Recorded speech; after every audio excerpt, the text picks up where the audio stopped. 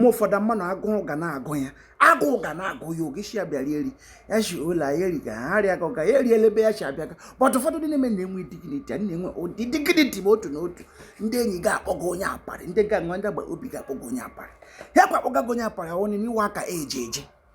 aka ejeje inwe plans for every single day inwe plans go ela ga bobi afa na come we go take one bottle come we go take two bottle gamali chere shirt neje unwe akpa ologi nwere destruction akpa ologi mebisacha ebebisacha mani nwe ikeshe bia owu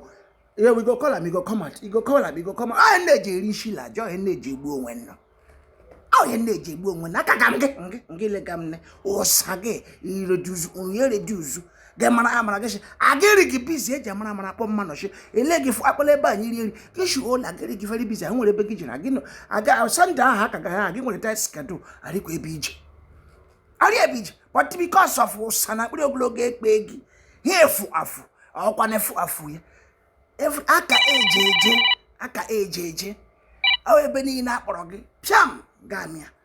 bịakwala ngome piam ga-ejema bịakwala dashu piam ga-ejema bịakwala ngogufu piam ga-ejema pass it to me agba ologi nwere destruction gi je yorala akpere gi ndị mana akpa mana gugu